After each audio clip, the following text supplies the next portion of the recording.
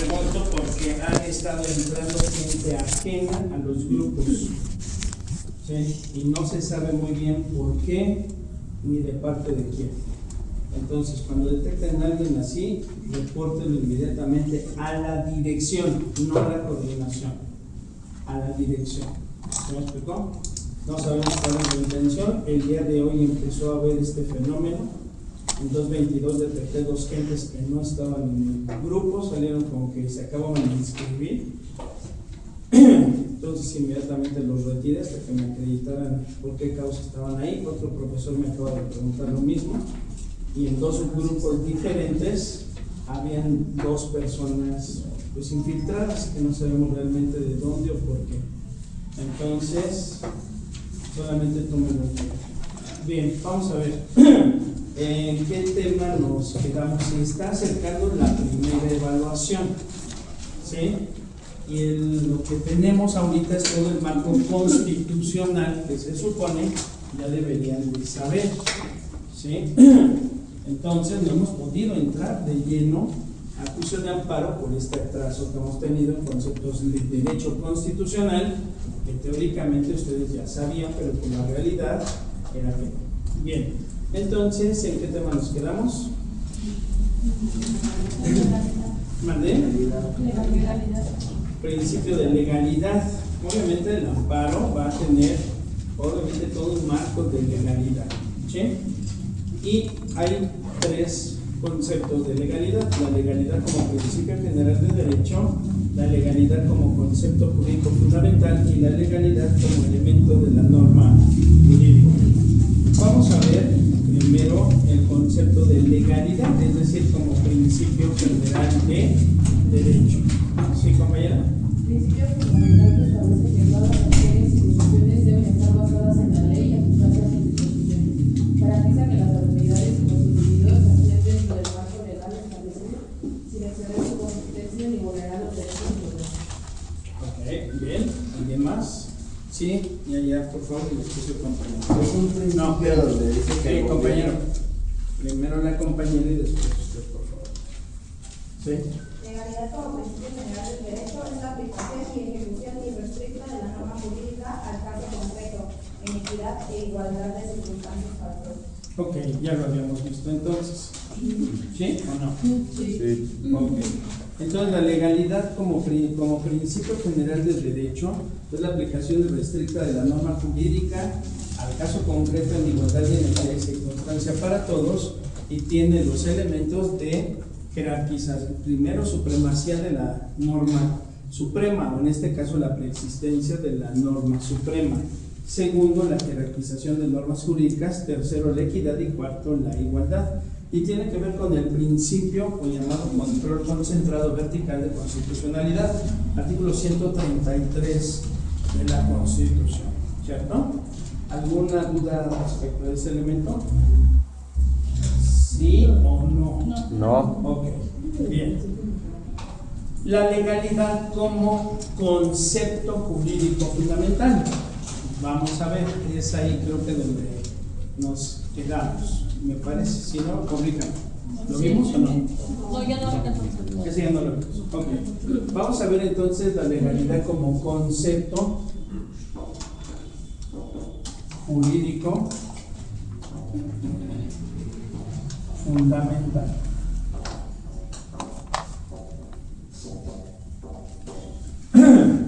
¿A qué nos referimos? Ustedes llevaron la materia de filosofía del derecho, y en filosofía del derecho hay un capítulo que debieron de haber visto respecto de conceptos jurídicos fundamentales para la ciencia del derecho. La legalidad es uno de esos conceptos jurídicos fundamentales. Es decir, conceptos como legalidad, como libertad, conceptos como debido proceso, reglas esenciales del procedimiento, juicio, etcétera, son conceptos fundamentales dentro del sistema jurídico. Pero, como reitero, la legalidad no solamente es un principio general del derecho, se ha considerado a nivel internacional como un derecho humano y es un derecho constitucional, es decir, abarcan los tres derechos. Por ello, su importancia. Cuando se aplica la norma jurídica al caso concreto en igualdad y en equidad de circunstancia para todos y para todas, eso genera en la colectividad dos instituciones jurídicas: certeza y seguridad. ¿Pero qué? Seguridad, recuerden, fue el segundo derecho fundamental de la Constitución de 1857. Seguridad jurídica. ¿Sí? ¿Qué significa? Certeza. Que la norma jurídica, al ser aplicada estrictamente al caso concreto, en equidad y en igualdad de circunstancias para todos y todas, va a ser eficaz y eficiente en su aplicación.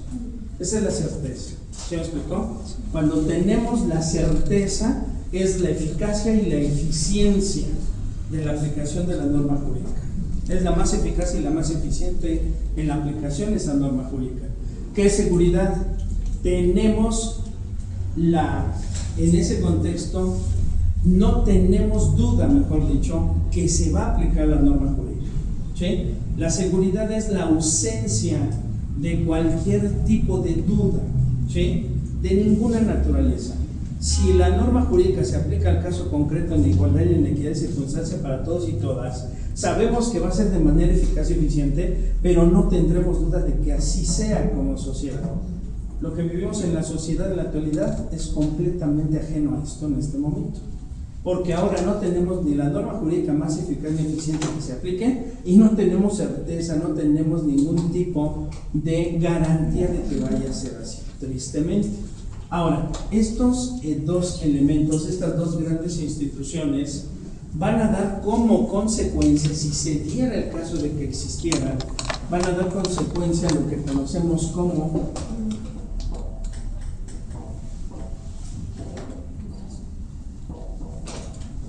debido proceso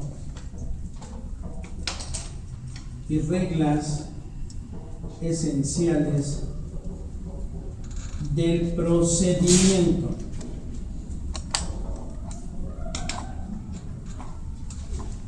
¿Sí? ¿Han escuchado de esto?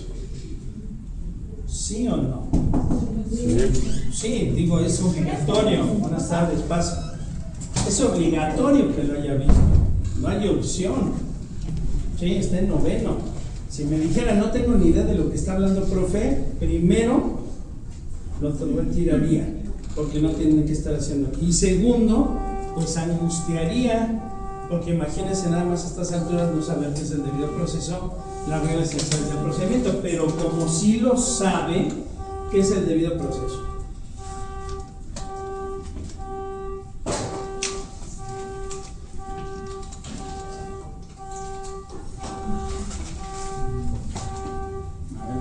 El día.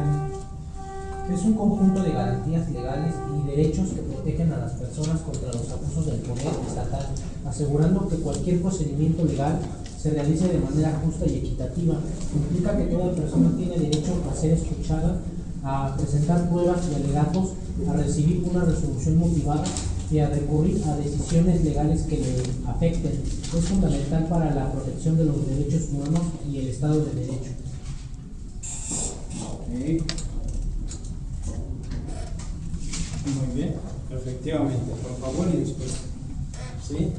Con el concepto de debido proceso es confuso en muchas legislaciones. Algunas no lo coinciden con el derecho de la defensa, otros lo relacionan con las garantías judiciales, y la tendencia más actual es completar el diseño de cuánto significa tener un debido proceso con las condiciones que surgen de los tratados y convenciones que suman requisitos de validez y eficacia. Es una garantía fundamental del derecho que asegura que toda persona sea tratada con justicia y equidad en cualquier procedimiento legal. El Estado de Derecho es un principio de Estado de Derecho y está consagrado tanto en la Constitución mexicana como en tratados internacionales como en la Comisión Americana de Derechos Humanos. Sí, pero más que la comisión está en el Pacto de San José, ¿cierto? Bien, por favor, después.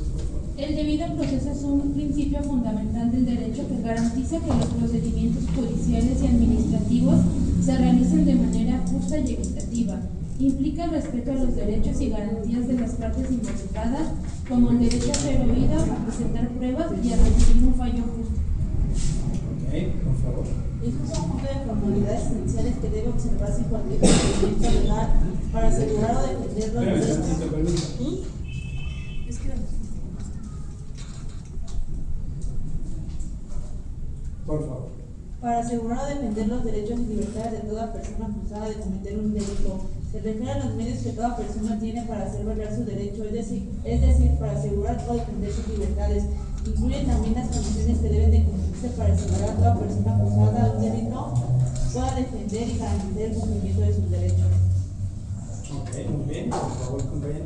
Conjunto de formalidades y garantías que deben observarse en cualquier procedimiento legal para proteger los derechos de las personas, asegurando que sean tratadas de manera justa y equitativa ante la ley. Implica el derecho de ser oído, a presentar pruebas y alegar, a recibir una resolución justa y a poder recurrir dicha resolución. Es un principio fundamental que se aplica a todos los procedimientos, busca evitar arbitrariedades y garantizar la legalidad de las actuaciones estatales. Muy bien, por favor. Ya lo dije. ¿Lo mismo? Bien. El debido proceso, de acuerdo a la Suprema Corte de Justicia de la Nación, en jurisprudencia de la novena época, ha establecido que es el derecho a ser oído y vencido en juicio, el derecho de audiencia, y que ese derecho de audiencia o derecho de ser oído y vencido en juicio le impera, le otorga obligaciones a las autoridades para respetar ese derecho. La materialización de ese derecho se sustenta en 4 grandes instituciones: la notificación, las pruebas, alegatos y sentencia. La notificación, ¿qué es? Cuando hablamos de la notificación, entendemos que es el acto jurídico por medio del cual la autoridad, en este caso hablamos de todas las autoridades, que requieran, que ordenen a una persona, a un particular, su presencia, esa notificación deberá de ser fundada y motivada. ¿Qué notifica? Un acto de molestia. ¿Qué acto de molestia? Dependerá de la materia, dependerá del requerimiento, dependerá de la petición del ordenamiento, ¿sí? O dependerá también de la posibilidad de que la persona puede ejercer un derecho o cumplir con una obligación. Y entonces, en ese contexto, la notificación es un acto jurídico, y que se notifica es otra cosa diferente, ¿sí? Y entonces esa notificación, reitero, debe de estar fundada y motivada. Todo requerimiento de autoridad debe de estar fundado y motivado. ¿Qué es la fundamentación? A ver, espérame tantito. ¿Sí? Que esté en algún código de ley. A ver, otra vez, ¿cómo? Que esté en algún código o ley. Que esté en algún código ley que... La regla o el artículo. Tipificado, perdón. Tipificar es derecho penal. A ver, Que se encuentre establecido en una ley o. pero que se encuentre establecido en una ley que... La razón por la cual está. La razón, ok, ya más o menos quedó más claro. ¿Qué más? Está fundamentada la petición que se está pidiendo en el Por eso, pero que es fundamental. ¿Sí? Que la norma o regla esté escrita en algún artículo o norma o ley. Bueno, debe de estar para que ahí se fundamente el pedimento. Pero, ¿qué es la fundamentación? La fundamentación es el acto jurídico por medio del cual la autoridad, la que sea, debe de sustentar en la norma jurídica el acto de autoridad, el acto de molestia. Es decir, no basta con que diga: yo, agente del Ministerio Público, requiero su presencia. ¿Así? ¿En qué artículo dice que usted tiene la facultad de molestarme de esta manera? ¿En dónde dice? ¿Pero me puede repetir la definición de fundamentación, por favor? Primero necesito que la entendamos y ahorita se la dicto. Debemos de entender que todo acto de autoridad, al estar fundado, significa que ese acto de molestia debe de estar sustentado en la ley, y no solamente la existencia del acto de molestia, sino las funciones y facultades de la autoridad que me está requiriendo. Oye, entonces es un marco jurídico amplio, sí, porque debe de sustentarlo en los preceptos legales del cuerpo de leyes, ya sea adjetivo o sustantivo, donde esa autoridad, uno, tiene la facultad de molestarle, dos, sustenta precisamente en un marco jurídico la naturaleza del acto de molestia. O sea, yo, Ministerio Público, tengo las facultades de investigar, ahí está el marco legal. Yo, Ministerio Público, tengo las facultades de requerir información, ahí está el artículo. Yo, Ministerio Público, tengo la facultad de requerir la comparecencia de una persona que presumiblemente presenció hechos que trajeron como consecuencia un delito. Ahí está mi artículo. Esas funciones y facultades ahí están sustentadas en ley, fundamentación. Ahora, la citación, el acto jurídico por medio del cual yo, Ministerio Público, requiero mediante oficio al testigo para que comparezca, esa es otra fundamentación. ¿Sí lo comprendemos? Si falla una de esas fundamentaciones, el acto no está fundado. ¿Cuál es el primer precepto legal donde toda autoridad, cualquier autoridad, debe de comenzar a fundamentar? ¿Cuál? ¿Qué artículo? 16.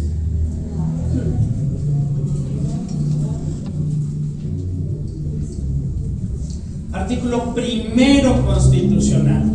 Todas las autoridades están obligadas a proteger, preservar, garantizar derechos humanos. ¿Cierto? Dice el artículo primero constitucional: todas las personas gozarán de los derechos humanos consagrados en esta Constitución y en los tratados internacionales donde el Estado mexicano sea parte, así como de las garantías para su protección, salvo lo que disponga esta Constitución. Párrafo primero. Párrafo segundo: todas las leyes deberán de ser interpretadas conforme a esta Constitución y a los derechos, a los tratados internacionales. ¿Qué leyes? Relativas a derechos humanos. Párrafo tercero: todas las autoridades en el ámbito de sus facultades y de sus funciones tienen la obligación de proteger, preservar, garantizar y respetar derechos humanos bajo los principios de universalidad, interdependencia, progresividad e indivisibilidad. ¿Cierto? Ese es el primer principal precepto constitucional donde una autoridad debe de fundamentar su acto de molestia. Artículo primero constitucional. Después, artículo 14 y 16, sí o sí, no importa si la autoridad es administrativa, laboral, civil, penal, familiar o mercantil, no importa, siendo autoridad, deben de fundar en esos preceptos. Después del 14, del 16, si es materia penal, 19, 20, 21, ¿cierto? Y en ese contexto, todos al final deben de sustentarlo dentro de lo que es el precepto 133, la jerarquía de normas constitucionales. Ese es el marco constitucional. Si hablamos del Ministerio Público, ¿qué otro marco jurídico debe de poner? Debe de poner los artículos del Código Nacional de Procedimientos Penales. Primero, las funciones y facultades del Ministerio Público. Segundo, la obligación de las funciones y facultades del Ministerio Público, que deben de ser honorables, leales, deben de ser profesionales en la investigación. Cuarto, sistema de sustento jurídico. Pues que todas las investigaciones deben de ir acorde a la protección de derechos humanos. Si lo comprendemos, ahí están las funciones del MP. ¿Qué otro marco legal? ¿Por qué está requiriendo testigos? Entonces el marco legal en donde sustenta el Código Nacional la facultad de que el MP pueda citar a personas a declarar respecto de hechos posiblemente constitutivos de delito. Las citaciones para la víctima, las citaciones para el imputado, ahí está el marco legal. ¿Sí lo comprendemos? Oiga, y algo más, sí, cómo no, la ley orgánica de la Fiscalía General de la República, y tiene que señalar el Ministerio Público qué artículos de la ley orgánica lo facultan y los... Oiga, pero se repiten, no importa, es obligación de la autoridad. ¿Sí lo comprendemos? Fundamentación. Ahora, ¿qué es la motivación?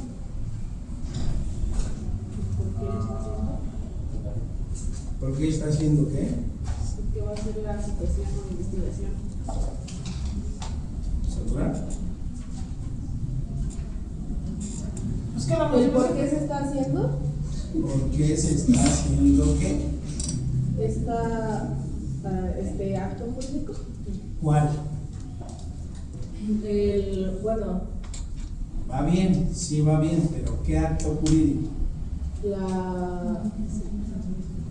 pues el delito. No.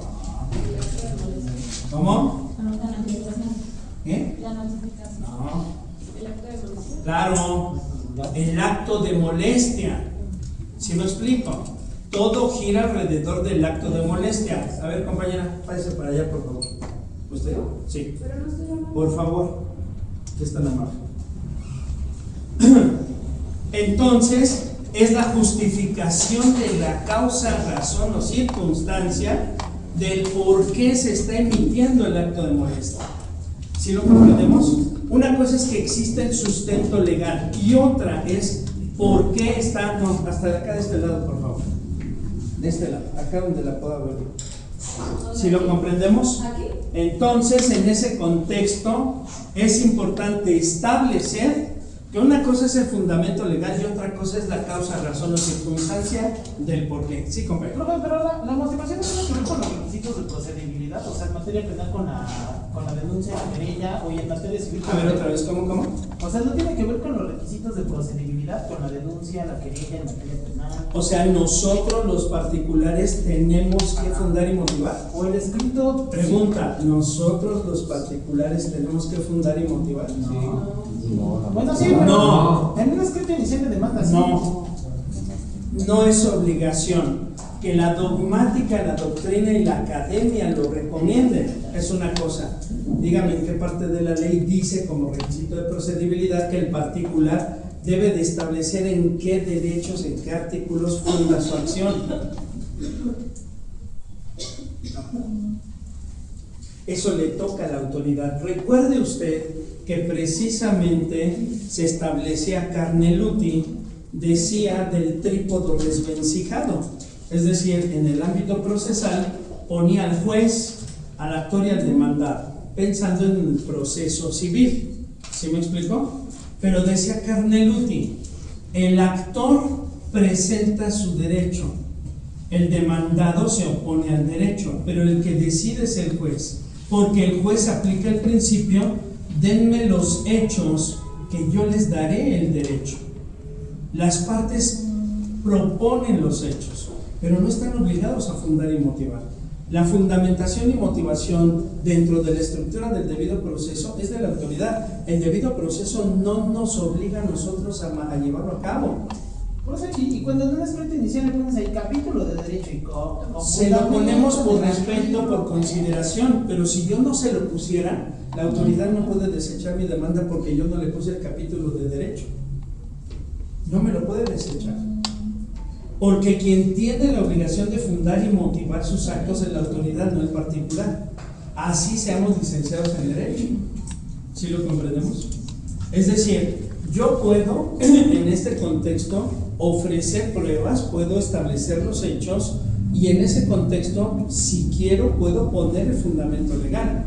Pero si no lo quiero poner, entonces no estoy obligado a hacerlo. No sé si me explico. Al final, en la ley procesal, por ejemplo, en el Código Nacional de Procedimientos Civiles y Familiares o en los códigos federales de procedimientos civiles antes, hay un apartado donde la ley diga estos son los requisitos que debe de tener la demanda en este caso respecto del ámbito civil, pero en la estructura que conocemos del rubro, del proemio, del capítulo de pretensión, de prestación, etcétera. En esa estructura vienen artículos diciendo la demanda deberá de contener nombre del promovente, debe de tener un domicilio, debe de tener a quien autoriza, etcétera, pero no dice el rubro es este, el proemio es esto. ¿Sí me explico? La pretensión es esta, la prestación es, no dice. Si lo comprendemos, ¿por qué? Porque ese planteamiento es dogmático, es académico, es doctrinario. Es decir, los estudiosos del derecho lo ponen, lo explican. En ese mismo sentido, sí se establece que la autoridad debe de fundar y motivar sus determinaciones. ¿Quién dijo? Además de algunas leyes procesales, algunas, la Suprema Corte de Justicia de la Nación. Pero asimismo la Suprema Corte ha determinado que los particulares no están obligados a fundar y motivar sus manifestaciones. Estamos obligados a conducirnos con verdad. Eso sí. De hecho, en el juicio de amparo, en la demanda de amparo, hay un apartado específico que dice protesta de decir verdad. Todos los hechos manifestados en la demanda de amparo están bajo protesta de decir verdad. Oiga, y entonces, si hay algo que es incorrecto, incongruente, ilógico o falso, pues van sobre usted, ya cometió un delito. No sé si me explico. Entonces, ahí sí, cuidado, porque si hablamos obviamente del ámbito estrictamente de derecho, pues no estamos nosotros obligados a fundar inmobiliaria. Nosotros como particulares no, definitivamente. Y quien diga lo contrario, nada más que me fundamente y me motive el derecho.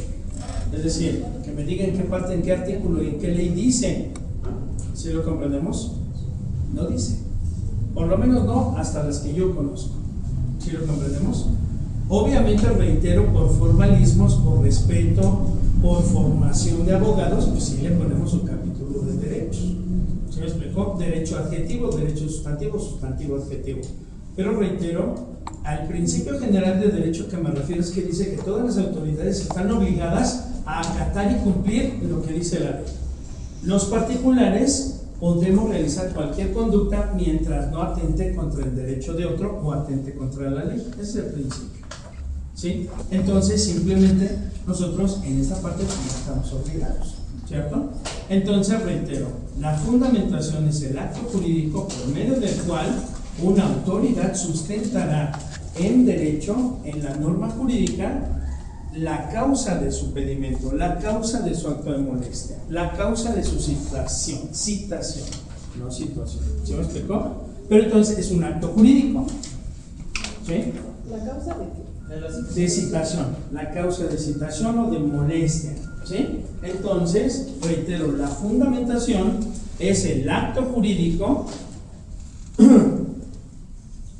por medio del cual la autoridad, acto jurídico por medio del cual la autoridad sustentará en los artículos o preceptos,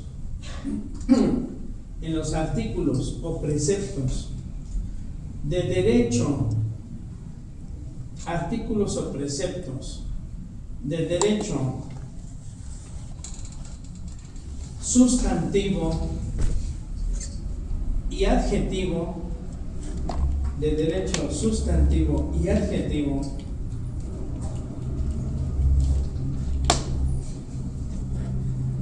la existencia del acto de molestia, la existencia del acto de molestia, es decir, del acto de autoridad.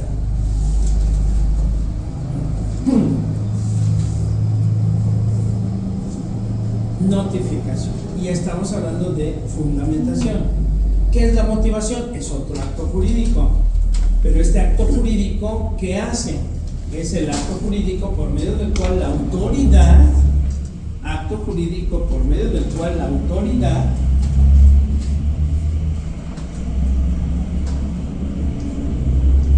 va a justificar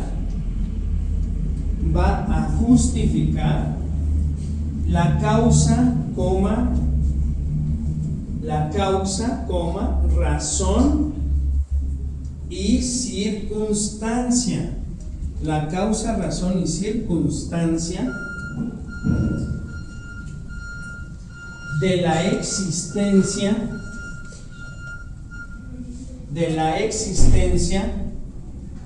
del acto de molestia. Causa, razón o circunstancia de la existencia del acto de molestia. Esa es la motivación. Una cosa es el artículo, el precepto legal, donde la autoridad sustenta su acto, justificando funciones y facultades y justificando la instrucción que está dando, y otra es la causa, razón o circunstancia del por qué. Yo, Ministerio Público, tengo la facultad de investigar, sí, ahí está el precepto legal. Yo, Ministerio Público, tengo la facultad de citar personas que sepan de los hechos que estoy investigando, sí, ahí está el precepto legal. Ahora, fulanito de tal, Juan Pérez López, es requerido por esta autoridad a efecto de que comparezca como testigo dentro de la carpeta de investigación señalado al rubro. Ahí está la motivación. ¿Sí lo entendemos? Una cosa es el precepto legal que me da función, facultad, y otra cosa es la explicación del por qué estoy molestando a esa persona. Si falla uno de los dos, fundamentación o motivación, el acto de molestia es nulo de pleno derecho. Las fiscalías, unas a veces por ignorantes y otros por mañosos, giran los oficios y no le ponen en calidad de qué. ¿Sí? Se cita a comparecer primero el nombre, trae los datos al rubro, hablando obviamente de los datos de la carpeta de investigación, del delito. Después viene el nombre de la persona, es parte del rubro. ¿A quién están citando? Juanito Pérez López, domicilio, etc. Y abajo dice el suscrito agente del Ministerio Público en términos de lo establecido por los artículos, de allí, ahí viene toda la letanía de artículos. Esa es la fundamentación. ¿Sí? En términos de lo prescrito de lo antes señalado, se establece que se le cita a comparecer ante esta autoridad ministerial para el día fulano de tal a tal hora. Ah, sí, qué padre. ¿Y en calidad de qué? Pues en calidad de ciudadano, no, hombre. Esa brutez una vez me la dijo el Ministerio Público, que no dejé ir a mi cliente y llego yo. A ver, licenciado, usted me mandó este oficio. Sí, ¿dónde está la persona? No vino. ¿Por qué? Dígame en qué calidad lo está citando. Y todavía me dice brillantemente, es que no estoy obligado a decir nombre. ¿En serio? Oiga, ¿en qué escuela estudió para nunca recomendarla? ¿Por qué? Porque usted está obligado a motivar su acto de molestia. ¿En qué calidad lo está citando? ¿Imputado? ¿Testigo? Porque si viene en calidad de testigo, todo lo que declare no lo va a poder usted usar después para cambiarle, porque salían con esa tontería. Le vamos a cambiar la calidad de sujeto procesal. Vámonos. ¿Sí? Pues ni que fuera transforme. No le está pidiendo cambiar de sexo al abogado. Usted no le puede cambiar la calidad de testigo a imputado. No puede.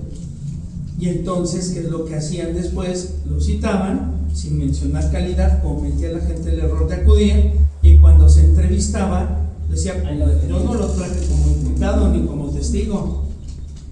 Y entonces, como imputado, decía lo que declare no puede ser usado en su contra, porque no venía en calidad de imputado. Fíjense nada más la mañosería.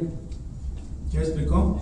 Pero después no contaban con que se les revertía, porque atendiendo al debido proceso, estableciendo el derecho de ser oído y vencido en juicio, y respecto del primer elemento del debido proceso, respecto de la garantía de audiencia, o en este caso el derecho de audiencia, el primer requisito es que sea correcta y debidamente notificado, de tal suerte que cuando tramitábamos el juicio de amparo en contra de la ilegal notificación, se otorgaba el amparo y se dejaba sin efecto la declaración de la persona. Y después, con esa resolución de amparo, le iniciábamos un procedimiento administrativo sancionatorio al Ministerio Público, porque un juez de distrito estableció que efectivamente su acto de molestia fue violatorio de los derechos humanos de la persona, de los derechos fundamentales, y entonces, con esa resolución de amparo, procedimiento sancionatorio y muchas veces remoción del puesto. ¿Se me explicó? Entonces, cuidado con eso. ¿Cuál es la situación? Que debe todo acto de autoridad ir fundado y motivado. ¿Dudas? ¿Sí? Bueno, ahora pruebas. Ya llevaron la materia de teoría general del proceso, derecho procesal civil, derecho procesal penal y práctica forense. Ya las llevaron. Como dice el clásico, haya sido como haya sido, pero ya las llevaron. ¿Qué es prueba?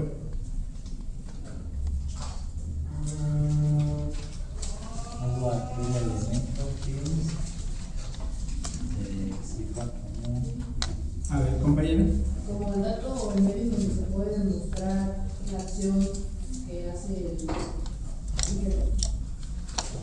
Están muy metidos en materia penal y tienen que sacudirse porque no todo el derecho es penal.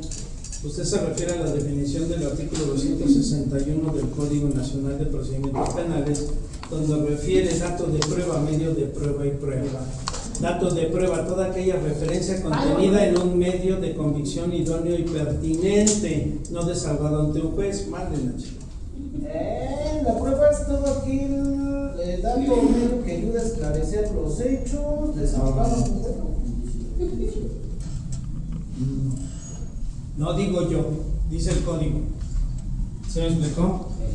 Si hablamos que dato de prueba es toda aquella referencia contenida en un medio idóneo de convicción no desahogado ante un órgano jurisdiccional, pues da la idea de qué es, pero después viene a complicar medio o elemento de prueba, dice el Código Nacional 261, que es pues toda aquella información obtenida que ayude a la reconstrucción de hechos, ¿sí? Y después ya como prueba dice todo aquel conocimiento debidamente acreditado o en vías de acreditación. Cuando decía o cuando dice el código todo aquel conocimiento acreditado, es correcto. Es el único código nacional que define en esa parte de lo que efectivamente es prueba. ¿Qué es prueba? Es todo conocimiento. Cuando dice debidamente demostrado, hasta ahí estaba bien, acreditado. Pero cuando dice o en vías de acreditación, ya lo fastidió. Ahí lo echó a perder. ¿Se me explicó? Bajo los principios establecidos en el Código Nacional de inmediación y contradicción. Ok. Pero esos son los tres elementos probatorios que maneja el Código Nacional. La materia penal es la única que maneja 5 diferentes conceptos de prueba: indicio, evidencia, dato de prueba, medio de prueba y prueba. Es la única rama del derecho. Indicio, todo aquel material sensible y significativo encontrado en el lugar de los hechos que predispone la existencia de hechos posiblemente constitutivos de delito o de hechos con apariencia de delito. ¿Sí? Evidencia es el indicio que fue ya debidamente analizado, estudiado y procesado por personal especializado con conocimientos específicos en una ciencia o en un arte denominado perito, y que determina que efectivamente ese indicio sí tiene un vínculo, una relación con los hechos posiblemente constitutivos de delito. Ahí está. Y a eso le sumamos el 261 respecto de dato de prueba, medio de prueba y prueba. Ahí están las 5 definiciones diferentes. Pero la prueba se refiere a todas las ramas del derecho, no solamente a la penal. ¿Sí lo comprendemos? Pero lo que sí es cierto que el Código Nacional sí dice correctamente es que la prueba es un conocimiento. Eso es cierto. ¿Qué conocimiento? Todo el conocimiento del que pueda ayudarnos a esclarecer o acreditar los hechos. ¿Sí me explicó? Entonces, la prueba es un conocimiento. Sí. Ese conocimiento, ¿quién lo tiene o quién lo va a aportar y ante quién? La autoridad. El perito. ¿Pero quién lo tiene? El perito. El perito. ¿En todos los asuntos debe de haber peritos?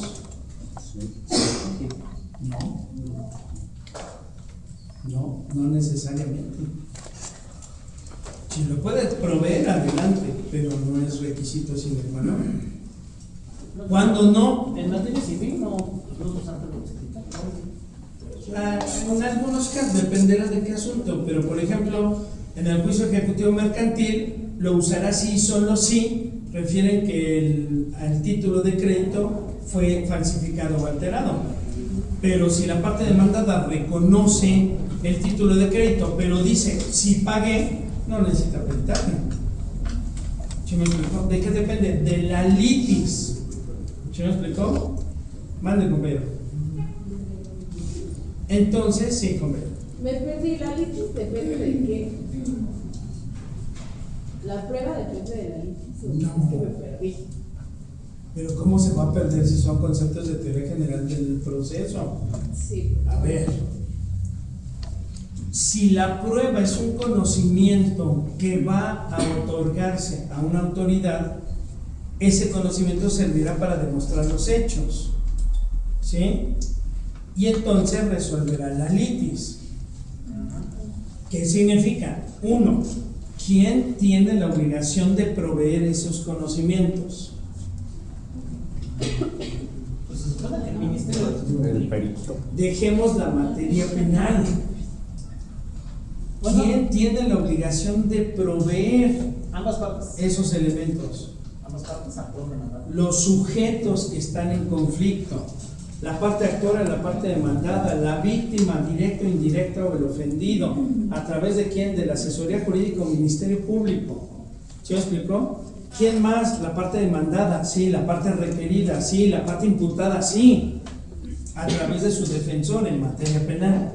Pero entonces son las partes en conflicto quienes van a tener ese conocimiento y lo van a ofrecer. ¿A quién se lo van a ofrecer?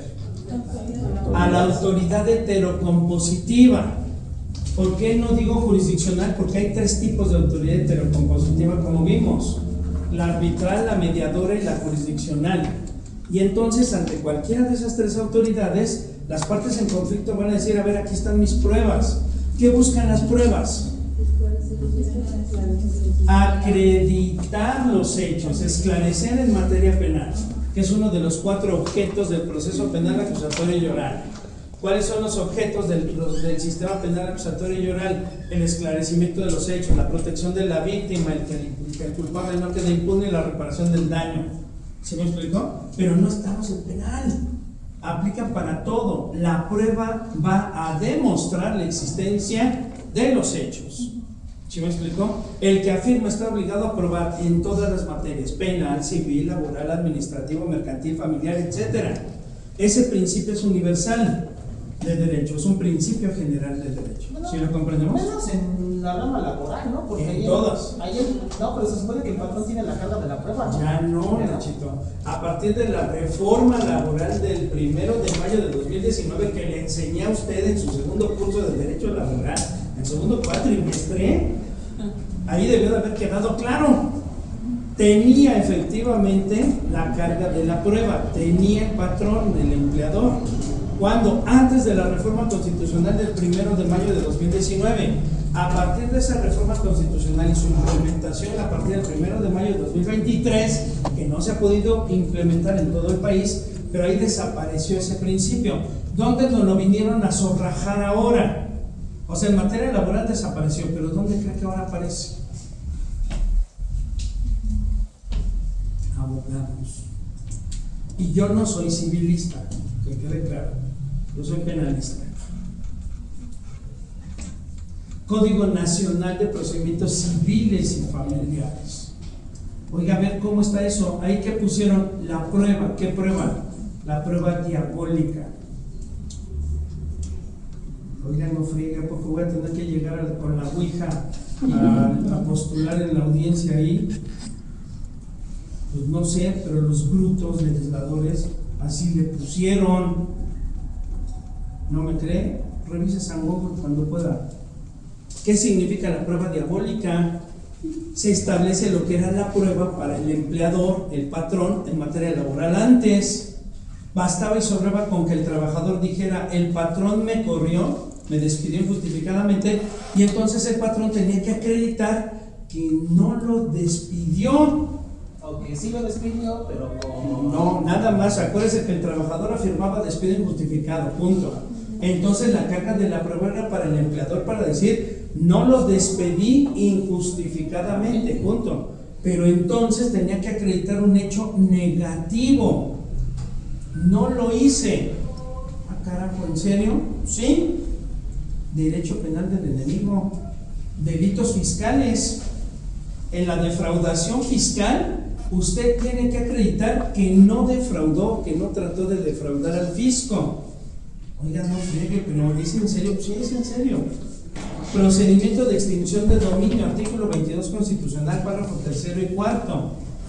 ¿Qué significa? Usted tiene que acreditar que no participó ni quería que se cometiera un delito con su inmueble. Usted tiene que acreditar que no lo hizo.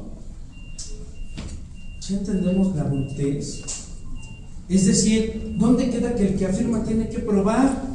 Sí, no, y también en los delitos de alto impacto, los que son la prisión preventiva oficiosa, pues también la carga de la prueba para el imputado, ahí sí tiene que acreditar su inocencia. Pero es que sí opera en derecho penal del enemigo, sí, efectivamente. Nada más que hay algunos delitos donde es un poco más sencillo acreditarlo. Sí, pero sí, de facto, todo el capítulo, el apartado de 21 delitos que ahora se tienen de prisión preventiva oficiosa, se tiene que acreditar que no cometió el delito. Derecho penal del enemigo. ¿Sí lo comprendemos? Y en materia civil se llama prueba diabólica. ¿Qué significa? Pensemos por un segundo. La parte actora pensando en un escenario que se da en el 80% de los juicios que están abiertos ahorita, la madre de los descendientes solicitó el divorcio o la disolución del concubinato. No es demanda, es solicitud. ¿Por qué no es demanda? Porque es el divorcio administrativo ahí nada más. Pero de la incausado. Sí. ¿Por qué no es demanda? Porque no hay controversia. Sí. En la demanda hay conflicto y hay controversia. Por ejemplo, en la jurisdicción voluntaria usted no va a demandar, va a solicitar. Punto. ¿Sí lo comprendemos? Y entonces, en la disolución del vínculo matrimonial no hay controversia. ¿Sí? Usted se casó, está casado y dice: hoy quiero vivir una emoción de alto impacto, hoy quiero vivir la verdadera adrenalina, me voy a divorciar. ¿Por qué? Porque sí, porque quiero, porque puedo y lo merezco. Vamos, hasta la moto trono. Así. Y entonces, ¿qué hace? Va y presenta su solicitud. Con eso, la recibe el juzgador, ordena notificar, emplazar a la otra parte, y en eso se presentan a una audiencia conciliatoria. No hay conciliación porque una de las partes no quiere, la otra no sabe ni por dónde le llegó el golpe, pero se decreta inmediatamente el divorcio. ¿Ya? La disolución de la sociedad, ese es otro tema. Al momento que usted presenta la solicitud de divorcio, acompaña el convenio para disolver la sociedad y la situación jurídica de los descendientes, si es que hay. ¿Sí lo comprendemos? Y es ahí donde va a haber juicio. Porque ahí la contraparte seguramente se va a oponer. Y ahí entonces sí va a haber, en ese contexto, va a haber un conflicto del orden familiar, efectivamente. Sí, pero ya hasta en ese momento usted ya está divorciado. ¿Sí me explicó? Ahora, derivado de esto, efectivamente, en estas controversias del orden familiar se le da una mayor prioridad al interés superior del menor, pero no siempre, ¿eh? Más de un mes parado el tribunal y todos los asuntos de pensión alimenticia, guardia y custodia, medidas de seguridad en favor de menores que están siendo víctimas de violencia, ahí están, detenidos. ¿Se pensaba que hoy regresaban? No, pero ¿saben qué es lo más patético? Pensemos, suponiendo sin conceder, como decimos, regresan hoy, el viernes salen de vacaciones. No, las vacaciones son sagradas. ¿Qué les pasa? Sí, respeto. Sí. Oiga, que los derechos de los niños, primero mi 10% de salario.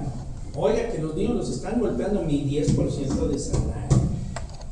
Yo no estoy en contra de los derechos laborales, está bien que los exijan, pero tenemos que, decía Robert Alexi, que vamos a ver quién diantres es, decía Robert Alexi, en la ponderación de derechos humanos hay de derechos a derechos.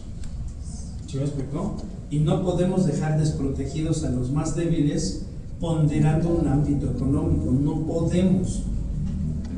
En una sociedad civilizada no se puede hacer eso. Veamos a los japoneses. ¿Hacen huelga cuando están inconformes laboralmente? Sí. ¿Dejan de trabajar? No. Hacen una sobreproducción. Si iban a armar o iban a realizar la producción de 1000 coches en un mes, se avientan 2000 para que haya una sobreproducción y obviamente en el mercado tengan que bajar el precio del vehículo y ahí pierde el dueño.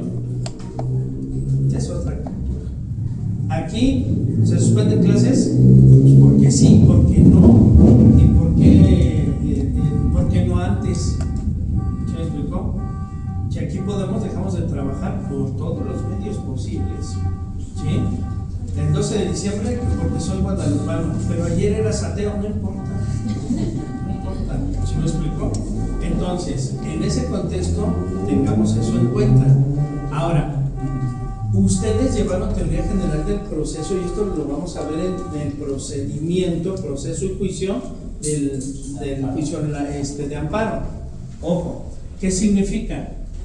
Que hay etapas de cómo se va a ofrecer, admitir, preparar, desahogar y valorar la prueba. ¿Sí lo comprendemos? ¿Cuándo se ofrece? La etapa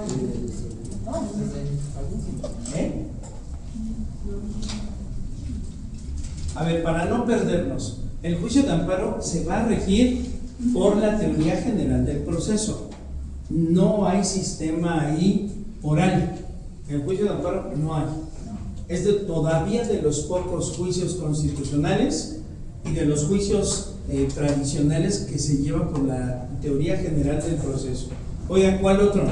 Acción acción de constitucionalidad, controversia constitucional. ¿Qué otro? Los 4 juicios del derecho administrativo: ordinario, sumario, especial de resolución de fondo y juicio en línea. Los 4 se llevan por teoría general del proceso. ¿Sí me explicó? El derecho agrario, todavía no hay oralidad en el derecho agrario, se lleva por la teoría general del proceso. Entonces todavía hay varias ramas del derecho que se llevan por esa vía. La que cambió inmediatamente pues fue la penal, después vino la mercantil, después vino, pero la laboral ya tenía oralidad, pero nada más la modificaron, la materia laboral y ahora la materia civil, pero las demás se llevan por la teoría general del proceso. Entonces, como ustedes llevaron la materia de teoría general del proceso, ¿cuántas etapas tiene la teoría general del proceso?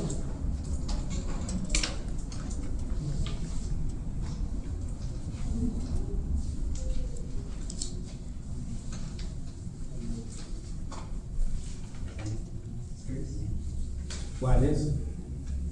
La de investigación. Olvídense de la materia penal. A ver otra vez, ¿cómo? Etapa inicial, intermedia y de juicio.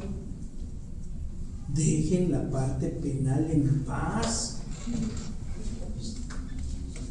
Pero no sería derecho a una defensa, ¿no? Qué bueno que ya abandonó la materia penal.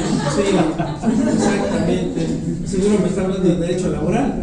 Derecho, sí, porque estamos hablando de un derecho a un juez imparcial y competente. Ah, no, eso es otro tema. Sí.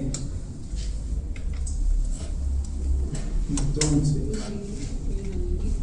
¿sí? Ojalá se dediquen a materia penal, porque donde no, ya caminaron, ¿eh? No, pues por si el enfoque de esta escuela es sacar penalistas. Ah, Chihuahua, y entonces que sean ignorantes en todas las demás ramas, ¿o Así qué? como que les interesa mucho recibir aquí en el CECICO, pues no. Pues tiene maestría y tiene doctorado y postdoctorado en Derecho Civil, ¿cómo no? Pues sí, pero no es lo que interesa. No, bueno, que eso ya depende de cada uno. Le voy a decir, toda mi formación de la facultad, toda, fue de Derecho Civil. Yo me hice penalista porque la vida me llevó para allá. En 1999 me ofrecen la oportunidad de entrar al jurídico penal de Banamex, pero era penal. Me dijeron, oye, hay la oportunidad, pero es derecho penal. ¿Letra? Sí.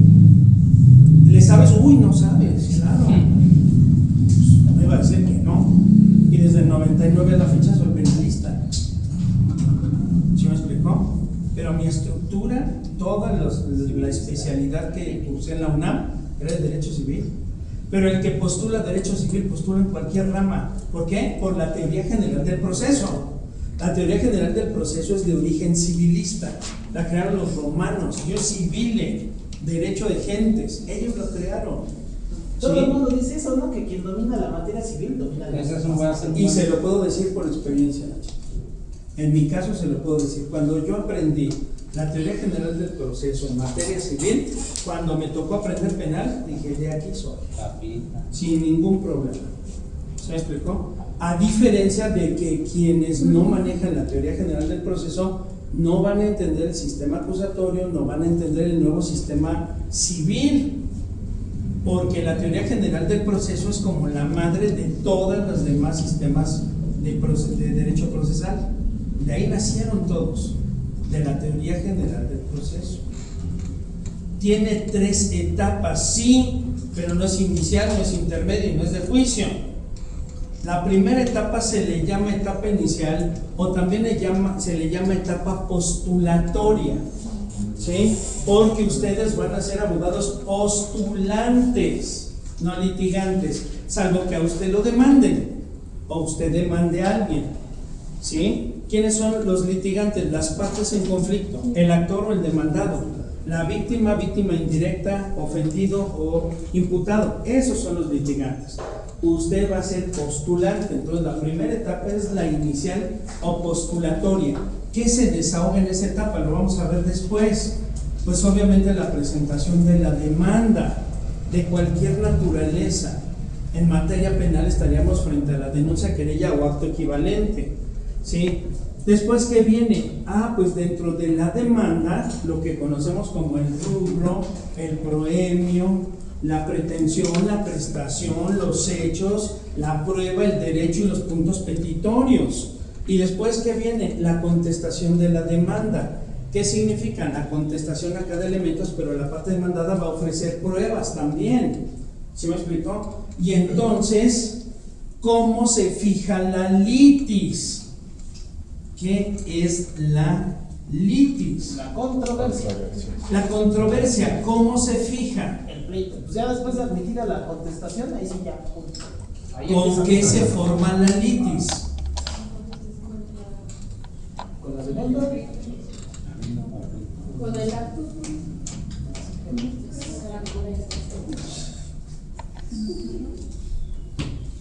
Si se va a fijar la litis con la demanda y la contestación, ¿qué es la parte importante para la litis en la demanda?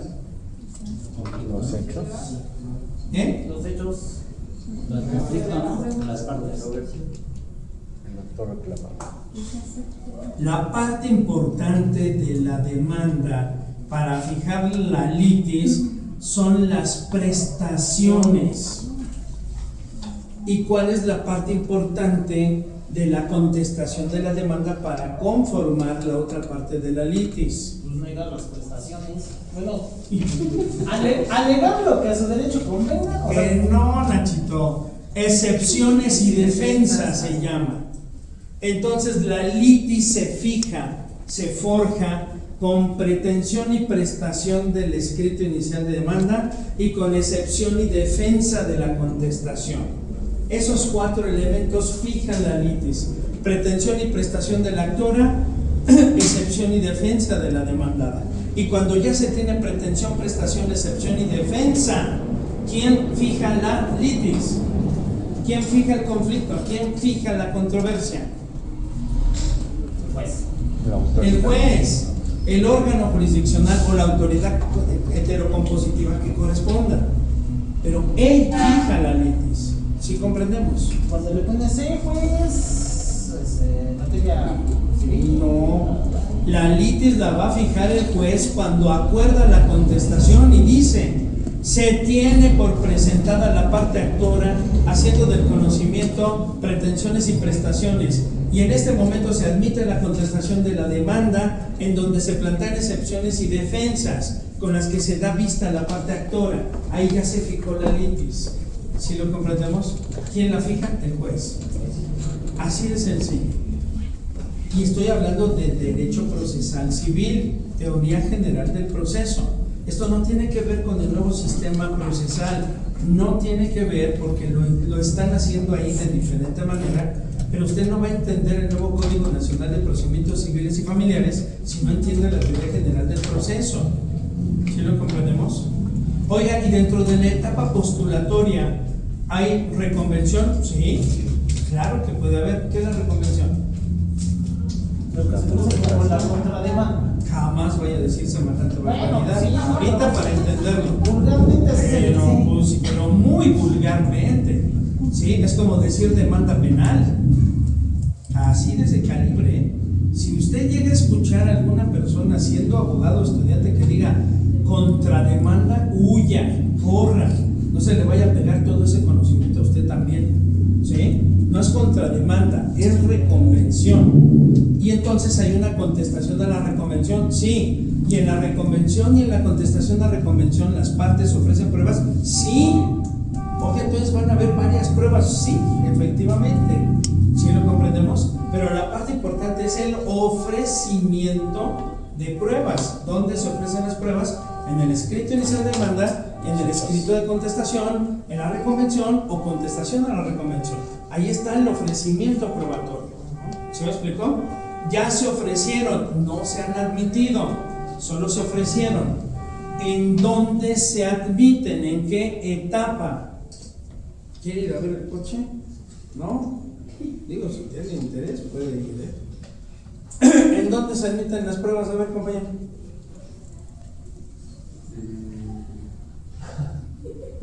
¿Quién no el coche? ¿Me va a decir? ¿En qué etapa se admiten? En la internet.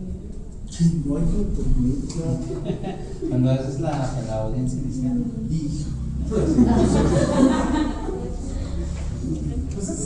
¿Se acuerdan que les dije de aquella vez de sus tacos al pastor? Sí. Ah, bueno, pues ya. Bueno, o sea, en materia civil, se supone que sí. En la teoría general del proceso, Nachito, sea cual sea. O sea, pero en la materia civil, al escrito, tienes que adjuntar en el. Bueno, o sea, tienes que adjuntar pues, los documentos bases de la acción, ¿no? En el caso de divorcio, el acta de matrimonio. Por eso, pero yo estoy preguntando dónde se admiten, Nachito, ¿dónde? ¿En qué etapa? Ya esa es la etapa de ofrecimiento, sí, pero ¿en qué etapa se admite? Pues hasta en el juicio. Dentro de la teoría general del proceso, en la segunda etapa, que es la etapa de instrucción, o también conocida como etapa probatoria, y en esa etapa de instrucción o probatoria se admiten las pruebas por parte del órgano jurisdiccional, ¿sí? Y una vez admitida la prueba, ¿qué más hay que hacer? En esa misma etapa. No, antes. Ya fueron admitidas. Ahora, preparar las pruebas. Se tienen que preparar. Después, Desahogarlas.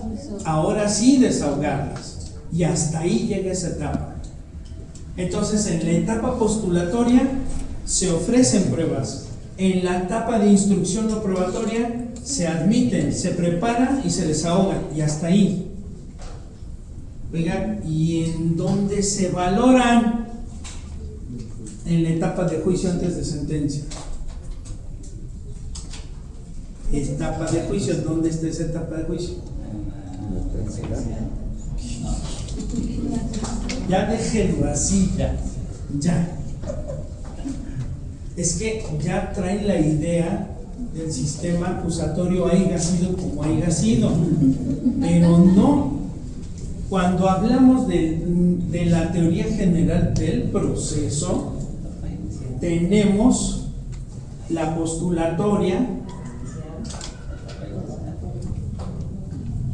tenemos la de instrucción y la resolutoria. Y aquí es en donde se fija la litis, hay la demanda, pretensión, prestación, contestación de demanda, excepción, defensa, ofrecimiento de pruebas, ¿cierto? Hablando del ámbito probatorio, no nos perdamos, estamos aquí, ¿sí? Entonces, aquí se da el ofrecimiento, ¿sí? ¿De qué? Probatorio. En la intermedia, en este caso llamada instrucción, que es lo correcto, la etapa instrucción, entonces aquí se admite. Admisión. Después, preparación. Y después, desahogo. Ok. Pero aquí hay algo más. Una vez desahogadas todas las pruebas, viene una parte que se llama, en este contexto, alegatos. Alegatos. Hasta aquí llega la instrucción. Hasta aquí, hasta los alegatos. De los alegatos hasta antes de dictar sentencia, sentencia, hay algo que se llama juicio. No tiene que ver con el sistema penal acusatorio grave. Y esto es lo que se llevaba del sistema tradicional. En todas las ramas del derecho, civil, administrativo, laboral, esta es la estructura que se llevaba en todas las ramas del derecho. Funcionaban. Solamente que la corrupción lo hizo pedazos. Oiga, ¿y ahorita ya mejoró? No. Ahora los sistemas son más corruptos que antes. Porque los gringos no contaban con nuestras acusaciones. Porque los sistemas acusatorios son anglosajones. Nos los impusieron derivados del Plan Mérida-Panamá. Y empezó lo que sería el ratón del laboratorio, fue la materia penal. Y no funcionó hasta la fecha. No funciona. Sí, la puerta giratoria sigue haciendo su trabajo. Entran por una puerta los delincuentes y salen por la otra. Aquellos que pueden pagar, aquellos que pueden dar dinero, aquellos que pueden corromper. En cambio, por el otro lado, gente hasta inocente que sigue adentro, igual que en el sistema tradicional, mal llamado inquisitivo, por cierto. ¿Sí me explicó? ¿Y qué es el juicio?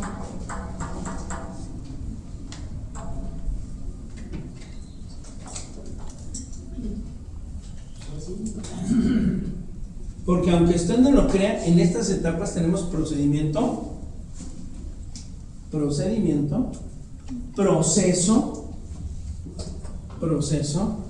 y juicio.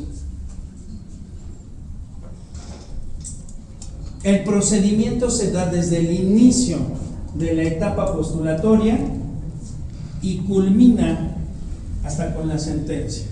Todo eso es procedimiento.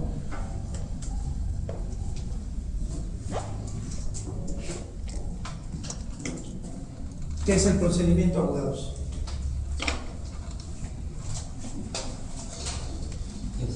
Empieza desde... No. ¿Qué es? No le dije de dónde empieza. ¿Qué es? Todo.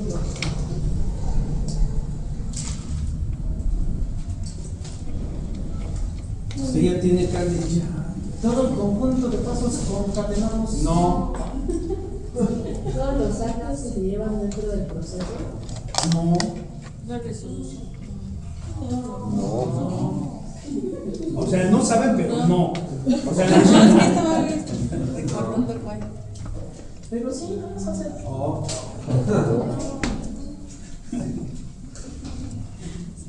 Usted está confundiendo, Nacho, el proceso. Nos confundes, Nacho. No con el procedimiento.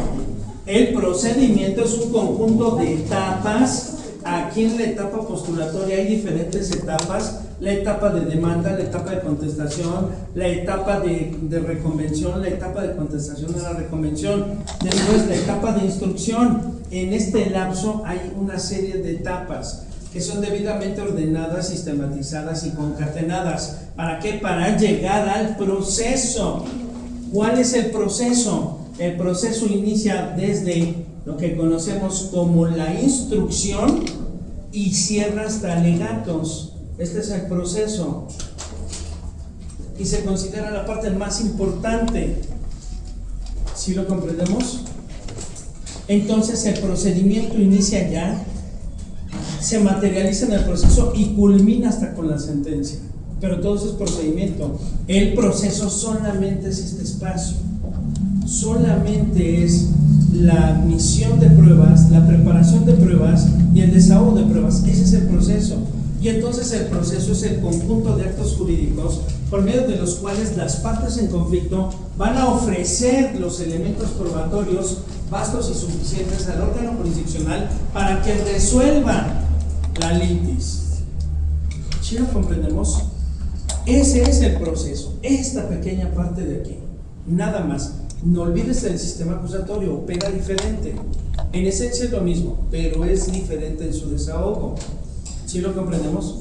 Y entonces el proceso inicia con la instrucción, inicia con la admisión, preparación y desahogo probatorio. Y hasta ahí, una vez que se da el desahogo probatorio de todos los elementos probatorios, pasamos a la fase de alegatos.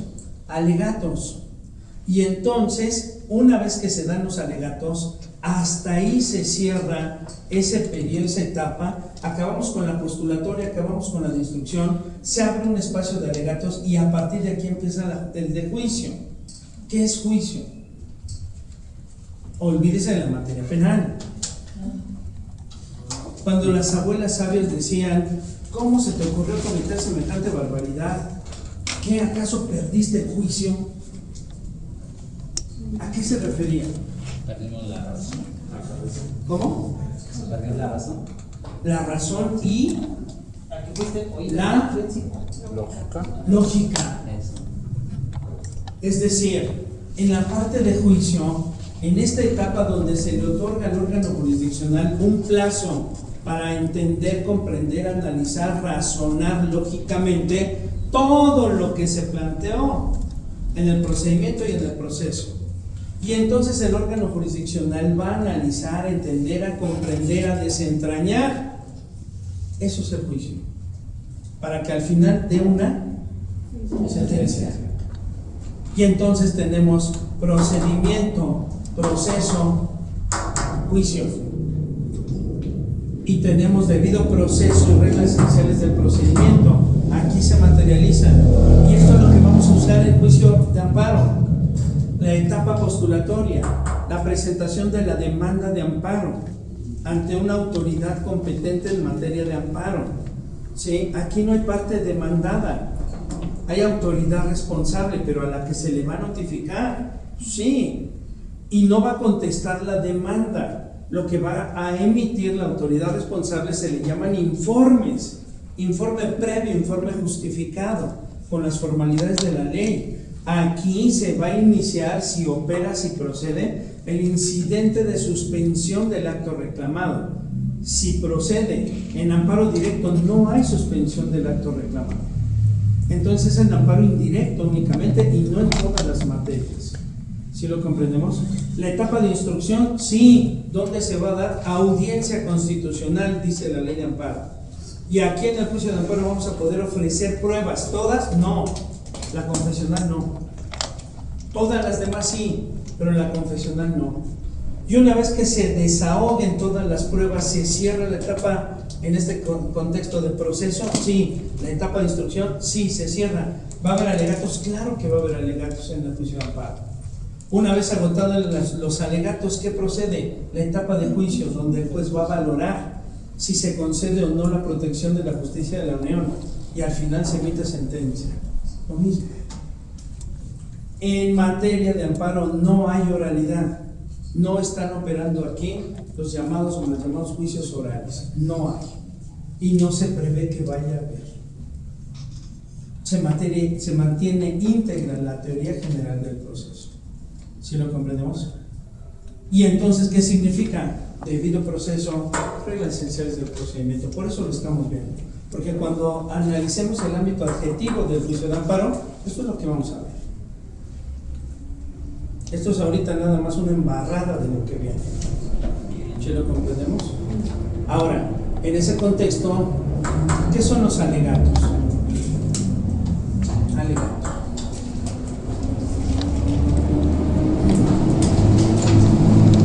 Sí.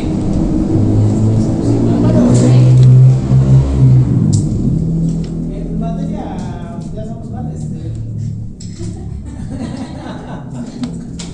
Da un factor que me dijera, ¿el de apertura o el de clausura? Eso, así. A ver, échale, a ver. Aplíquese. Se presentan las partes y tratan de, por medio de la oralidad, generar convicción en el juez para acreditar los hechos y prestaciones que ellos plantean. Por fin, oralidad, pretensión, prestación, o sea, Sí, porque también en materia civil te vas a la primera audiencia, la audiencia. en materia mercantil. Y ahí vas y también está viendo este speech. A ver, sí, compañero. Pues son las argumentaciones, ¿no? Orales o escritas que se presentan las partes. Sí, aquí hay algo que se llama argumentación jurídica. Y que esa materia no la van a llevar. existe en el plan de estudios. Oiga, es importante, muy importante. Esta materia me toca a mí darla en la maestría de Derecho Procesal Civil y Derecho Procesal Penal. Mejor en criminalística llevan la materia de argumentación jurídica. No me pregunten por qué, no lo sé. Sí, pero en Derecho Penal no la tienen y es una ausencia de conocimiento impresionante. La argumentación jurídica le va a dar sentido a lo que usted sepa, a sus conocimientos adquiridos y la forma en como usted los quiera trasladar lógicamente. Es decir, esa razonabilidad lógica que usted tiene, le tiene que dar forma a través de un sistema de argumentación jurídica. Si lo va a hacer a través de Robert Alexi, Stephen Tolby, Neil McCormick, Ronald Working, Manuel Atienza, García Amado, Robert Hart, quien sea, usted debe primero de entender y de saber qué sistema de argumentación va a implementar. El que se aplica en este país es el básico, que los que lo enseñan ni se dan cuenta de que están enseñando porque no lo planearon. ¿Dónde me refiero? En los despachos. Cuando los titulares de los despachos le dicen al pasambre, mira, en tal expediente hay tales agravios, cópiatelos. Sí, textual, se parece al asunto, es casi lo mismo, semejante aberración jurídica. Y entonces, obviamente, el pasambre que va a aprender a copiar y pegar, entiende, comprende, analiza, desentraña, nada. Pero lo que está haciendo es un sistema de argumentación replicado generación tras generación. ¿Y ese sistema de argumentación de quién es? De Robert Alexi, que planteó un sistema de argumentación jurídica a través de un silogismo, premisa mayor, premisa menor y un resultado conclusión, estableciendo la ponderación de derechos. O sea, pura lógica, ¿no? O sea, es una lógica aplicada al derecho. Pero quiero ver que la apliquen, porque se oye sencillo. Vamos a ver que no está tan fácil. Empieza uno a tener los acuerdos, ¿no? Es por eso, más bien, por lo que se cobra a un cliente. Esa es la parte donde un abogado ya es abogado. No anda copiando y pegando escritos, machotes. O sea, no. Hay un meme que cuando lo vi, primero me causó risa y después lloré, porque era real. Sale el meme donde sale el pasambre joven y le ponen ahí con su cara malvada. Dice, el abogado no sabe que le acabo de robar todos sus machotes. Y abajo ponen otra cara. Ahora sí voy a poner mi firma legal. Y hay muchos que así creen. Y hay otros peor que así postulan con puros machotes. ¿Sí? Bueno, hay abogados que se han atrevido a decirse abogados y que en un contrato de arrendamiento lo compraron en la papelería. Y no estoy bromeando. Así es el calibre. Pero yo sé que ustedes no. Yo sé que ustedes son puro conocimiento. Y entonces, fíjense bien, en esta parte los alegatos es un sistema de argumentación, tiene una estructura. Si llevaron procesal penal, se los debieron de haber enseñado, por lo menos en procesal penal. ¿Sí? ¿Qué estructura tiene el alegato? El que sea, de apertura o de clausura, no importa. Tengo mucho penal, entonces. La culpa. ¿A quién le echamos la culpa?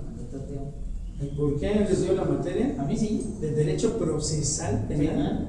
No, necesita penal 1. O sea, la materia de derecho penal. No, sí, no soy procesal penal. Es donde las preguntas técnicas hacen sentido afirmativo. Bueno, no sé, pero yo he visto audiencias donde empiezan con una frase grandilocuente, ¿no? Y eso era lo que decía el doctor, que empiezan con unas metáforas muy rebuscadas como para aparentar que son muy cultos, ¿no? No. Con esos amigos, ¿por qué no? Yo creo que usted no entendió una chica. Porque sí se comienza con una frase para captar la atención de la gente. Sí, así como les hacen los gringos. Empiezan con una frase así como para llamar la atención. ¿Por qué el amor si era el amor de su vida? ¿Por qué el amor? Chito ve mucha televisión. Bastante. Ve mucha televisión y toma mucha Coca-Cola. Bájale a las 12. Era uno antes de la Coca-Cola y era otro ahorita. Red Cola, más cola. A veces se lanza Pepsi. Come más agua, Nacho. Igual de 5 maricas no eran por la coca. Por eso dije Coca-Cola completo. Si no empiecen. Pura red. A ver, lo que planteó el doctor seguramente, porque es un hecho, en todos los alegatos en materia penal se comienza con una frase para captar la atención de ¿quién? El juez, porque luego el juez andaba antes, ahorita ya no lo hacen hasta que quemaron a varios en redes sociales, porque filtraron los videos. ¿Quién los filtró? Pues la unidad de gestión. ¿Quién más los va a filtrar? O una de las partes, que al momento de trasladarle los videos, porque las partes tienen derecho a los videos, se ve que estaba un juez supuestamente haciendo anotaciones y estaba jugando en solitario. Sí, no es broma. Mientras que la fiscalía o la defensa estaban ahí echando el hígado en su alegato. ¿Sí me explicó? Entonces, antes no se tenía esa facilidad, pero en la actualidad es un hecho. ¿Sí? Pero ¿cuál es la intención? Captar la atención del juez. Yo lo que he tenido que hacer en audiencias, cuando yo empiezo mi alegato o en la exposición que estoy haciendo y el juez está haciendo otra cosa, yo me quedo callado. Así como para callarnos a ustedes. Yo guardo silencio. Cuando el juez escucha que no hay nadie que esté hablando, levanta la voz. Ya terminó. No, su señoría, estoy esperando que usted tenga la amabilidad y la atención de hacerme caso. Ah, pero es que estoy ocupado. Cuando usted me indique, su señoría, yo me espero, pero necesito que atienda lo que voy a decir. Digo, si usted considera que es de importancia, porque si usted ya trae el sketch y ya trae la audiencia prefabricada, pues entonces ya vámonos y dígame qué va a resolver. Y ya. Los jueces no son dioses. Los jueces son seres humanos con sus filias, sus fobias. Sí, muchos de ellos conocen muchísimo la ley, pero eso no significa que los abogados, en este caso postulantes, nosotros, ustedes, seamos menos ante ellos. O sea, nosotros nos sentimos menos porque no tenemos el conocimiento, y no lo tenemos porque no lo queremos tener, porque le dedicamos más tiempo a otras cosas. Y después decimos, ay, no, estoy muy ocupado. No es cierto. No tenemos una administración correcta, eficaz y eficiente del tiempo, ¿sí? Y entonces, pues queremos seguir distrayéndonos como si estuviéramos en la prepa, pero ¿qué cree? Está en noveno. Entonces, le tengo una mala noticia. Le va a tener que cortar de taco las horas al relajo e incrementar las horas al estudio. Ya no tiene opción. Ya lo que bailó, ya lo bailó. Lo que bebió, en demasía se lo echó. Con lo que se intoxicó, lo que haya hecho, ya. ¿Se me explicó? Ya fumó y se periqueó lo que se tenía que fumar y periquear. Ya. ¿Se me explicó? Ya. Ahorita está en otra etapa de su vida. Ya, súmala. Porque cuando usted se para frente a grandes jueces como Gerardo Campos Malagón, como Roots, como Alcántara, como cualquiera de ellos, Arona Tristain, etcétera, pues claro que ellos conocen la ley, pero no la conocieron por ósmosis. No se pegaban el código en las noches esperando que se les trasladara el conocimiento automáticamente. No, fueron horas y horas y horas de estar estudiando, entendiendo, comprendiendo. Y algunos que medio sabemos leer y escribir y que sí terminamos la primaria y no quedó trunca, lo hemos estado aprendiendo así exactamente igual. Y entonces tenemos la posibilidad de decir, a ver, su señoría, usted es muy respetado, es muy respetable, pero no se pase de la raya, porque sus facultades y funciones le llegan hasta aquí. Eso dice la ley. Cuando cambien la ley y la hagan a su modo, entonces ya reprímame, entonces sí, ya sancióneme. Pero ahorita, tanto el límite para usted como para mí como abogado postulante es la ley. Y mientras eso no cambie en México, usted y yo tenemos frenos procesales. Y usted tiene una función, además es un juez de control constitucional, porque aunque no es de amparo, tiene la obligación de proteger, preservar, garantizar y respetar derechos humanos de las partes. Punto. ¿Sí lo vamos comprendiendo? Los jueces no son plenipotenciarios, ¿sí? No son entes divinos, no. Sí saben, no todos. Hay otros que digo, ¿cómo llegó a ser juez este personaje? Sobre todo en provincia, no, hombre. ¿Se me explicó? Pero al final de cuentas, usted tiene que hacer valer su calidad de abogado postulante. O sea, no por el hecho de ser juez pueden pasar por encima de sus derechos y de los derechos de su representado. Ojo, no es nada más usted, es a quien representa. Si lo vamos comprendiendo y lo vamos a ver después. Bien, entonces queda más o menos claro esto. Los alegatos tienen una estructura dentro de un sistema de argumentación. Comienzan con una introducción, hay un desarrollo y hay una conclusión. Todos los alegatos. Dentro de esa introducción está precisamente esa frase para captar la atención. Sí. O sea, pero finalmente el objetivo de los alegatos es generar convicción en el juez de que tienes los elementos probatorios suficientes. Es que depende de qué alegato. Que a lo largo del juicio vas a generarle convicción para acreditar. Es que le estoy diciendo depende de qué alegato. Si hablamos de los alegatos penales, en el alegato de apertura es una promesa. ¿Sí? ¿Qué promete? Que efectivamente ya sea la fiscalía va a acreditar su teoría del caso o la defensa la va a desacreditar a través de la defensa pasiva o en su caso a través de una teoría del caso de la defensa, pero es una promesa. Y entonces la fiscalía dice, y su señoría, esta fiscalía acreditará más allá de toda duda razonable la relación que existe de los hechos que se van a plantear y demostrar con la conducta desplegada por el hoy procesado y enjuiciado. ¿Y qué es lo que tiene que hacer la fiscalía hablando de materia penal? ¿Qué hacen los fiscales? Facultad acusatoria, ¿qué hacen?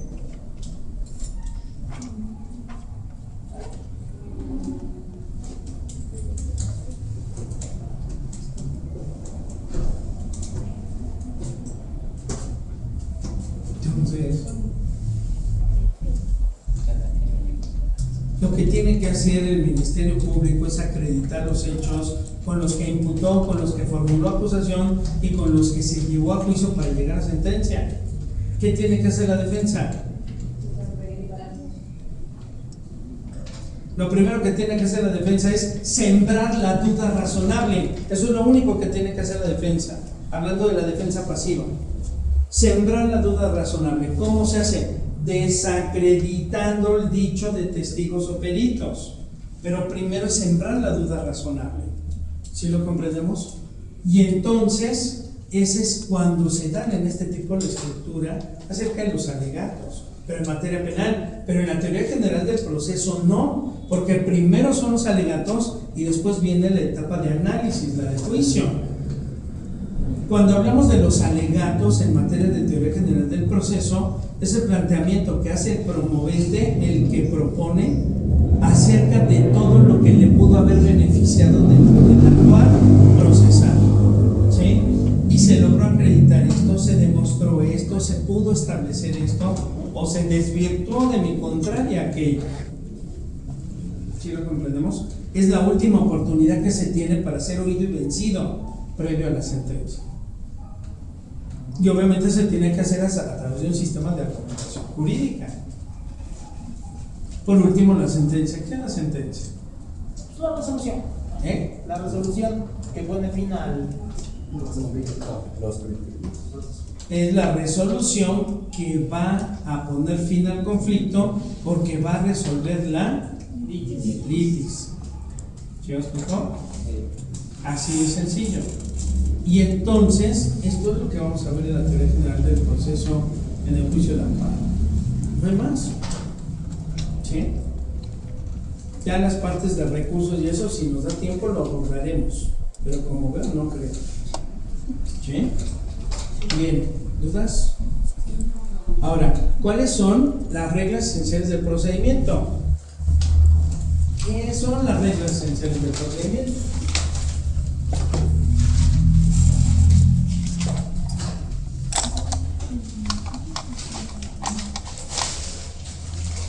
Cuando hablamos de las reglas esenciales del procedimiento, llegamos a la conclusión que es el derecho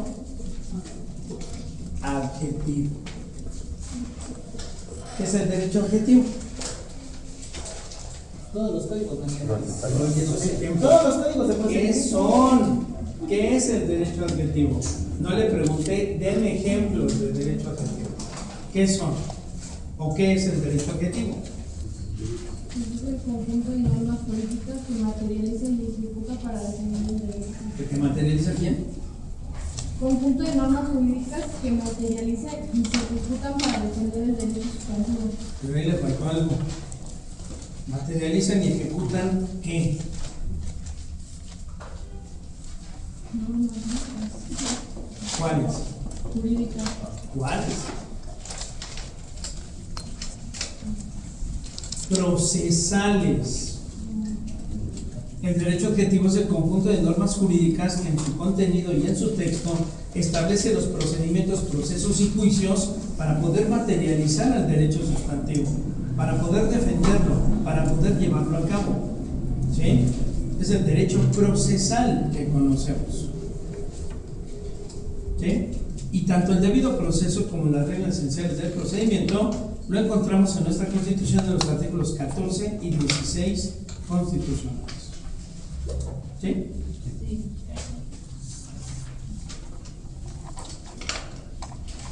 Ya no quiero ni preguntarles si hay dudas. ¿Dudas? Ninguna.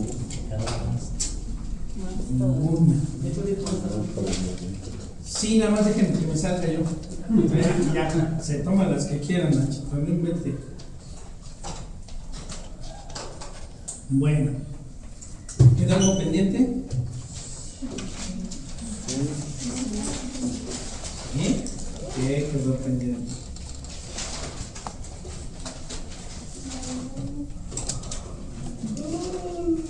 Pues ya le dio sueño, Nacho, o sea, ¿cómo?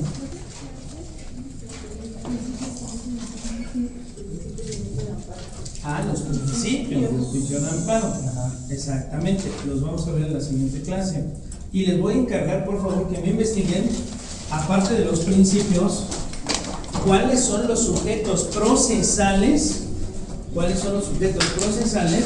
en el juicio de amparo. ¿Sí? Y su definición, es decir, el quejoso, el tercero interesado, etc. ¿Sí? ¿Cuáles son los sujetos procesales del juicio de amparo y su definición? Por favor, también les pido que me investiguen qué es el interés jurídico y el interés legítimo. ¿Qué es el interés jurídico y el interés legítimo? Y ya de lleno empezamos a ver la materia de amor.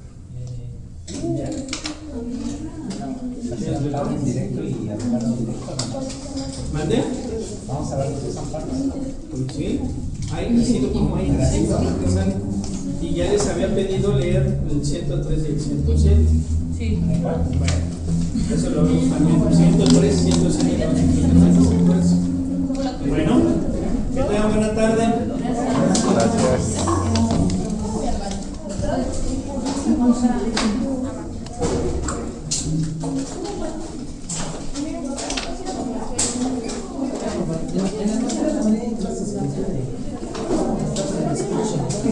Sí, me acuerdo. No faltó el otro. No faltó el otro.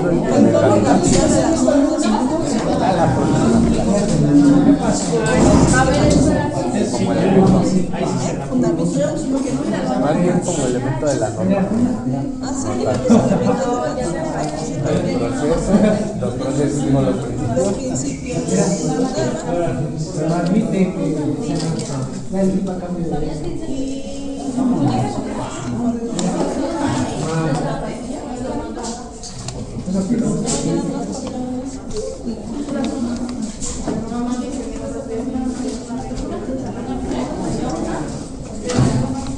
Pues sí, Pero pues,